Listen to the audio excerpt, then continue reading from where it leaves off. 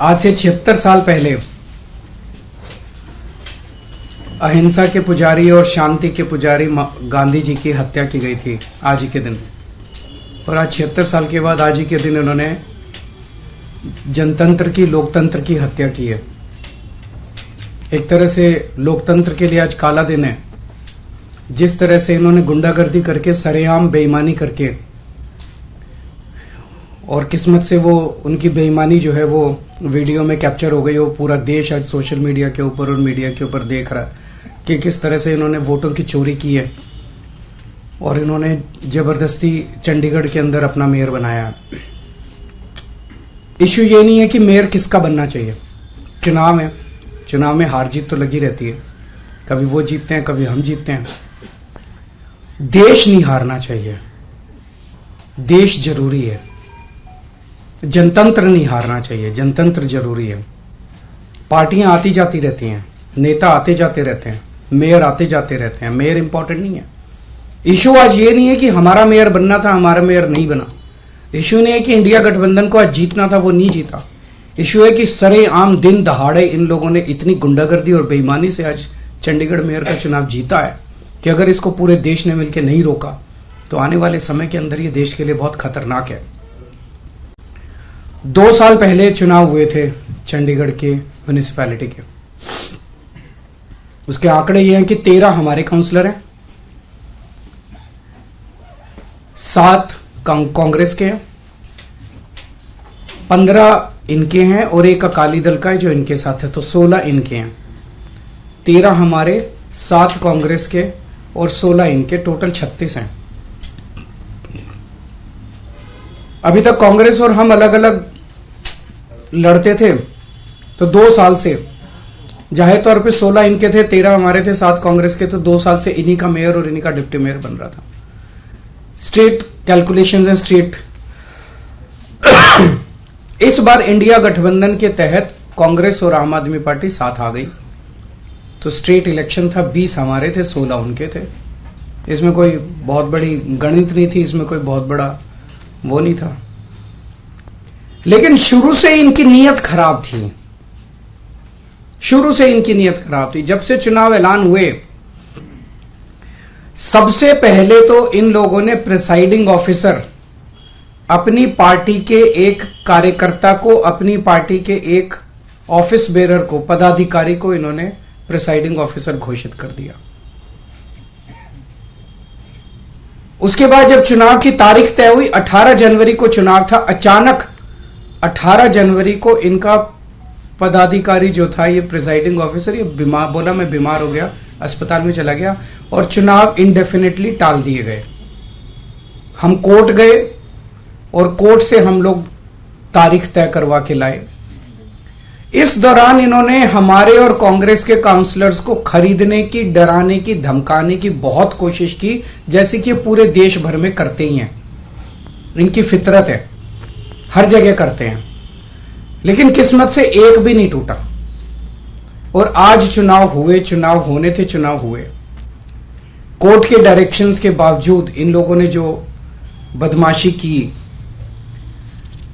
हम सब देखते हैं कि चुनाव तो हुआ, लेकिन जब चुनाव के वोटों की गिनती होती है, चाहे राज्य स्तर का चुनाव हो, चाहे देश का चुनाव हो, गिनती के वक्त हर पार्टी का एजेंट वहां बैठा होता है। ट्रांसपेरेंट तरीके से गिनती होती है, सबके सामने वोटों को ऐड वो किया जाता है, वोट मशीन खोली जाती है, मशीन का नंबर बताया जाता है, दिखाया जाता है। उसके बाद वोट जब उसको टोटल किया जाता है, मशीन का दिखाया जाता है भाई किस पार्टी को कितने वोट मिले, सब कुछ दिखाया जाता है। और सारी पार्टियों के एजेंट बाकायदा अच्छे से देखते हैं। यहां भी प्रोसीजर ये था, कानून में ये था कि हर पार्टी का एजेंट वहां बैठेगा और पार्टी का एजेंट को, जैसे दिल्ली में भी एमसीडी के चुनाव हुए, एमसीडी के मेयर का चुनाव हुआ, वो भी बैलेट पेपर से होता है, तो वो सारे एजेंट बैठते हैं, एक एक वोट बाकायदा सभी एजेंट्स को दिखाए जाते हैं। अगर किसी एजेंट को कोई आपत्ति करनी हो, भाई ये वोट इनवैलिड है, तो वो सबको दिखाया जाता है। अगर कोई एजेंट कहता है ये वोट इनवैलिड है, सबको दिखाया जाता है, सब उस पर अपने अपने तर्क देते हैं और प्रिसाइडिंग ऑफिसर अपनी उस पर रूलिंग देता है। एक तरह से क्वासी जुडिशियल वो करता है कि उस पर रूलिंग देता है। इन महाशय ने, जो इनके पदाधिकारी बीजेपी के आदमी थे, प्रिसाइडिंग ऑफिसर थे, इन्होंने आज किसी एजेंट को अपने पास नहीं आने दिया। इन्होंने सारे एजेंट्स को दूर धकेल दिया और खुद ही सारी वोट लेके बैठ गए और बकायदा कैमरे के अंदर दिखाई दे रहा है कि किस तरह से वोट, जो हमारे वोट थे उनके ऊपर वो टिक मार्क करके उसको इनवैलिड, मतलब 2 टिक मार्क लग गए तो ये वोट इनवैलिड हो जाएगा। वो टिक मार्क करके इनवैलिड करते जा रहे हैं और फिर नीचे साइन कर रहे हैं। कुछ वोट पे मात्र साइन कर रहे हैं और कुछ वोट पे एक टिक मार्क और लगा रहे हैं। वो साफ साफ वीडियो में दिखाई दे रहा है। तो 36 वोट पड़ने थे, 36 में 16 इनके थे, 20 हमारे थे, 16 इनके पड़ गए, 16 इनके पक्ष में पड़े। 20 में से 8 वोट जो हमारे थे वो 8 वोट इन्होंने कैंसिल कर दिए, इनवैलिड डिक्लेयर कर दिए। यानी कि 36 में से 8 वोट मतलब 25% वोट इनवैलिड डिक्लेयर कर दिए। ये कौन सा चुनाव हुआ? पिछले साल जब चुनाव हुए थे तो हमारा 1 वोट इनवैलिड डिक्लेयर हुआ था। तो ऐसा तो नहीं कि हमारे वालों को वोट डालना नहीं आता, वोट तो डालना आता है। पिछली बार भी डाला था, इस बार भी डाला है। इस बार कैसे ऐसा हो गया कि सारे वोट डालना भूल गए हमारे वाले, सारे वोट इनवैलिड हो गए? तो पहले से सोच के आए थे कि इनको गुंडागर्दी मचानी है। किस्मत अच्छी थी कि कैमरे के अंदर सब कुछ पकड़ा गया। अगर इतनी सीट आ ही रही थी तो ईडी की क्या जरूरत थी? फिर ये सब नौटंकी करने की क्या जरूरत थी? इसका मतलब इतनी सीट नहीं आ रही है, इसका मतलब ईडी की भी जरूरत है, फर्जीवाड़े की भी जरूरत है, गुंडागर्दी करने की भी जरूरत है, तब सीट आएंगी इनकी। अगर अपने आप सीट आ रही होती तो क्यों करते ये इतना सारा? क्यों ईडी पीछे भेजते? क्यों नीतीश जी को तोड़ते? क्यों उधर एनसीपी तोड़ते? क्यों शिवसेना तोड़ते? क्यों सबके पीछे ईडी छोड़ते? ये इसलिए कर रहे हैं क्योंकि इनकी सीटें नहीं आ रही हैं। लोग इनसे परेशान हो चुके हैं, लोग फेडअप हो चुके हैं। इंडिया गठबंधन की सीट शेयरिंग ठीक से हो गई तो इंडिया गठबंधन इनको, आज अगर चुनाव ईमानदारी से हो जाता, इंडिया गठबंधन का सीधा सीधा था, 16 वोट इनके थे, 20 हमारे थे, हम इंडिया गठबंधन की पहली जीत होती। लेकिन ये तो इस तरह से गुंडागर्दी करके, बेईमानी करके चुनाव जीत रहे हैं। सीधा सीधा था। आज का चुनाव तो बड़ा सिंपल और स्ट्रेट था। हमारा एक भी आदमी नहीं बिका। 20 वोट थे हमारे, इनके 16 वोट थे।